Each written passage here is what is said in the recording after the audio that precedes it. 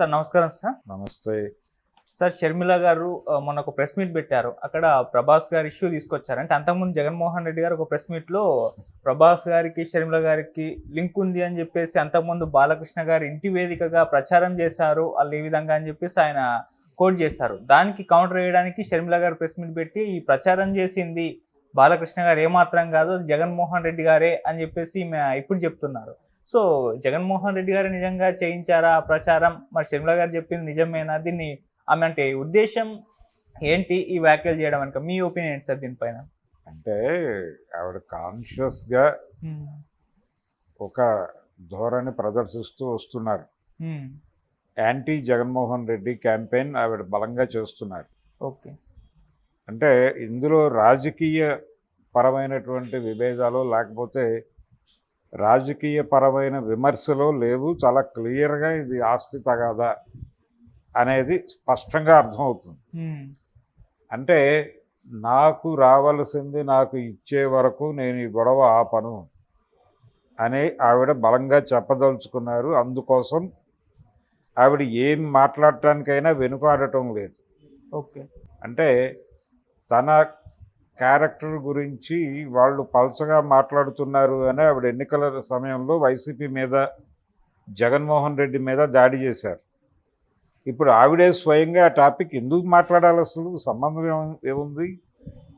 ఆ పేరు ప్రస్తావించాల్సిన అవసరం ఏముంది? పబ్లిక్ డొమైన్లో 100 ఉంటాయి, 100 స్పెక్యులేషన్స్ ఉంటాయి. అవును. వాటిని నిర్ధారించటమో లేకపోతే ధృవీకరించటమో మీ ప్రోగ్రాం కాదు కదా.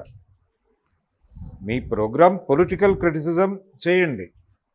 ఇప్పుడు ఆయన అధికారంలో లేడు, మీరు అధికార పార్టీ చేస్తున్నటువంటి వ్యవహారాల మీద మీరు కేంద్రీకరించండి.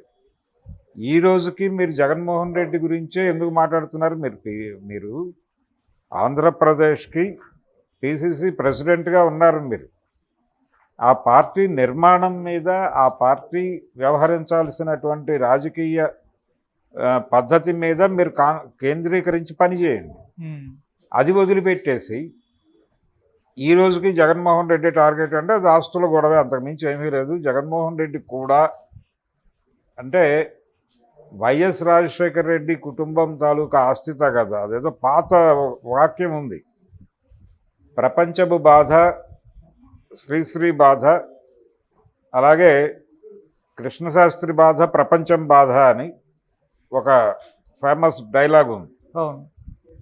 అలా ఇప్పుడు రాజశేఖర్ రెడ్డి కుటుంబ ఆస్తుల బాధ ప్రపంచపు బాధగా మార్చే ప్రయత్నం చేస్తున్నారు.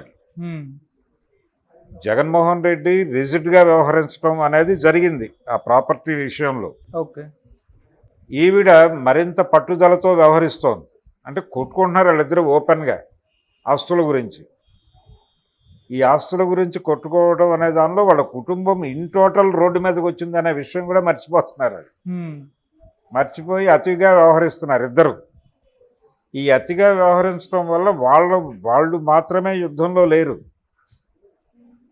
ఆవిడతో పాటు కాంగ్రెస్ పార్టీ లింక్ అయి ఉంది, అతనితో పాటు వైఎస్ఆర్సీపీ అనే పార్టీ లింక్ అయి ఉంది. దీని తాలూకా నష్టం ప్రజలలో, దీని ప్రభావం ఉంటుంది ఖచ్చితంగా. ప్రజల మెదళ్ల మీద వీళ్ళు వేస్తున్న ప్రభావం వలన కాంగ్రెస్ పార్టీ నష్టపోతుంది, వైఎస్ఆర్సీపీతో లింక్ అయి ఉన్నటువంటి వాళ్ళందరూ నష్టపోతారు.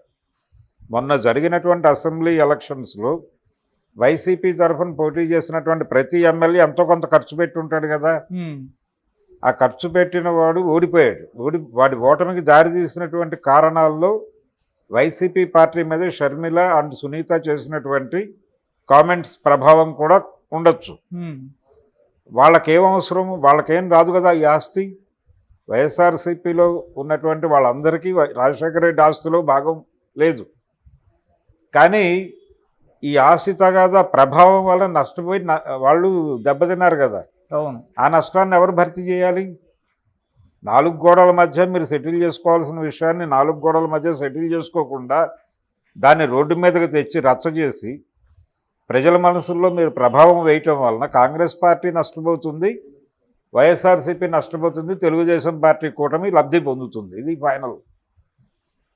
మీరు ఇంటర్నల్ ఘర్షణలు పడండి, ఇంటర్నల్గా గొడవలు పడండి, 4 గోడల మధ్య సెటిల్మెంట్లు పెట్టుకోండి.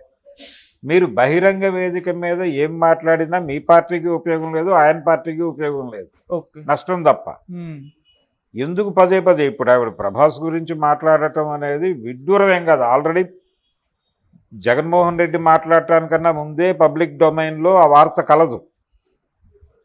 ఆ వార్త అదేం ఇప్పటి దాని వయసు, ఆ వార్త వయసే 10 ఏళ్ళు దాటిపోయింది, 15 ఏళ్ళు. 2014 ఎన్నికల కంటే కూడా ముందు ఉంది అది ఆ వార్త. ఓకే. సో అప్పటి నుంచి ఆ వార్త సస్టైన్ అవుతోంది.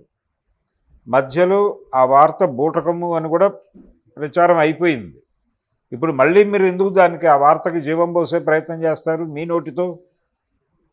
అది బాలకృష్ణ గారి పేరుతో రిజిస్టర్ అయి ఉన్నటువంటి ఒక ప్రాపర్టీలో ఉన్న బిల్డింగ్ నుంచి ఆ ఐపీ అడ్రస్ అక్కడ ఉంది అని జగన్మోహన్ రెడ్డి గారు చెప్పినట్టుగా ఇవి చెప్తున్నారు. ఇవి క్లైమ్ ఏమిటి? జగన్మోహన్ రెడ్డి అధికారంలో ఉండగా ఎందుకు చర్యలు తీసుకోలేదని ఇప్పుడు ప్రెస్ మీట్ పెట్టి మాట్లాడుతోంది కొత్తగా ఆవిడ. ఎందుకు మాట్లాడాలి అసలు? దానికి రిలవెన్స్ ఉండాలి కదా. ఏదన్నా మనం ఆరోపణ చేస్తున్నామంటే ఏంటంటే మీరు తొందరగా సెటిల్ చేయట్లేదు కాబట్టి నేను పదే పదే ఇలాంటి విషయాలు మాట్లాడుతూ ఉంటాను అని వార్నింగ్ ఇవ్వటం. అది సెటిల్ చేయటం అనే దగ్గర ఆయనకేవో టెక్నికల్ ప్రాబ్లమ్స్ ఉన్నాయి, అవి కూడా పరిహరించుకుని ఆయన యాజ్ ఎర్లీ యాజ్ పాసిబుల్ కనీసం సెటిల్ చేయగలిగితే ప్రపంచానికి ఈ బాధ తప్పుతుంది. ఏది వైఎస్ఆర్ ఆస్తుల పంపిణీ వ్యవహారం, అది వాళ్ళ ఇంటర్నల్ అఫైర్గా ఉన్నది ఇప్పుడు రోడ్డు మీదకి వచ్చి జనాల ఇంటింటి పంచాయతీగా మారింది. అది తాతినేని ప్రకాశ్రావు గారు ఘర్ ఘర్కి కహాని అని ఒక సినిమా తీశాడు హిందీలో, ఇంటింటి కథ అని. ఆ ఇంటింటి కథగా మారుతోంది. వాళ్ళ ఇంటి కథ ఇంటింటి కథగా మారుతోంది. ఓకే. ఈ మార్చడం ద్వారా చాలామంది రకరకాలుగా నష్టపోతున్నారు. దీన్ని దృష్టిలో పెట్టుకోవాలి. ఇప్పుడు ఈ పరిస్థితి ఎలా దారైందంటే రాహుల్ గాంధీ వచ్చి పంచాయతీ పెట్టాల్సిన పరిస్థితిగా మారుస్తోంది ఆవిడ. ఇప్పుడు ఆవిడకి జగన్మోహన్ రెడ్డి చేసిన అన్యాయము అంటే ఇన్ ది సెన్స్ అంటే నిజానికి జగన్మోహన్ రెడ్డి కూడా ఒకలాగా సెటిల్ చేయొచ్చు ఈ విషయాన్ని. ఎలా అంటే రాజశేఖర రెడ్డి బతుకున్నంత కాలం సంపాదించిన ఆస్తుల్లో 75% చెల్లివే, షర్మిలవే అని ప్రకటించేస్తే సగం కూల్ అయిపోతుంది ఆవిడ, సగం తలకాయ నొప్పి క్లియర్ అవుతుంది. ఓకే. 25% ప్రాపర్టీస్ తనతో ఉంచుకుని సాక్షికి సంబంధించి, అది కూడా ఆయన టైంలో ప్రారంభమైన కంపెనీయే కాబట్టి దానిలో కూడా నాకు వాటా ఉందంటోంది ఆవిడ. ఆవిడ వాటా కొనేసి, డబ్బులు ఇచ్చి కొనేసి, లేదు ఇంకేదన్నా ప్రాపర్టీ ఇచ్చి కొనేసి ఆవిడ్ని క్లోజ్ చేసి బయటకు పంపించేయటం అనేది చాలా అవసరం. అది గనక సెటిల్ అయితే తెలుగుదేశం పార్టీకి నష్టం మొదలవుతుంది, జగన్మోహన్ రెడ్డి బాగుపడతాడు, కాంగ్రెస్ పార్టీ బాగుపడుతుంది. అందుకని ఈ ఆస్తుల తగాదా తీరకుండా ఆ కాష్టాన్ని అలా మళ్లించటం కోసం వాళ్ళు ప్రయత్నం చేస్తున్నట్టుగా కనిపిస్తుంది. తొందరగా జగన్మోహన్ రెడ్డి తెలుగుదేశం పార్టీ మీద గెలుపు సాధించడం, ఇప్పుడు ఆల్రెడీ రకరకాలుగా ప్రెజర్స్లో ఉంది ఆ పార్టీ. చాలామంది పార్టీని వదిలేసి వెళ్ళిపోతున్నారు, భయపడుతున్నారు, కేసుల ద్వారా చాలామందిని టెర్రరైజ్ చేస్తున్నారు. రెండో వైపు దాని ఇమేజ్ని డ్యామేజ్ చేయడానికి షర్మిల గారి ద్వారా యుద్ధం చేస్తున్నారు. ఇలా ఒక 8 రకాల యుద్ధాలు జరుగుతున్నాయి వైసీపీ మీద. ఈ యుద్ధాలలో మేజర్ యుద్ధం ఇదే, ఈ ఇమేజ్ డ్యామేజ్ చేయటం కోసం షర్మిల గారి ద్వారా, షర్మిల అనే అస్త్రాన్ని ప్రయోగించి చేస్తున్న యుద్ధం. దీన్ని క్లోజ్ చేసుకోవాల్సిన అవసరం జగన్మోహన్ రెడ్డికి అంటే ఫస్ట్ ప్రయారిటీ అంటాం మనం, అది ఫస్ట్ ప్రయారిటీగా మారుతోంది. ఈ మార్చటం అనేది ఆవిడ ఎజెండా. అందుకని ఆవిడ ఏం చేయడానికైనా సిద్ధపడతారు, ఎక్కడి దాకా వెళ్ళటానికైనా సిద్ధపడతారు అనటానికి నిన్నటి ప్రెస్ మీట్ ఉదాహరణ. ఓకే. అందుకని ఇంకా ఎక్కువ కాలం దీన్ని కొనసాగించడం అనవసరం. యాజ్ ఎర్లీ యాజ్ పాసిబుల్ ఆవిడకి క్లోజ్ చేసేయటం మెజారిటీగా ఆయన చేయవలసింది. 2019 తర్వాత ఎక్వైర్ అయిన ఏ ప్రాపర్టీకి నీకు రైట్ లేదు. 2019కి ముందు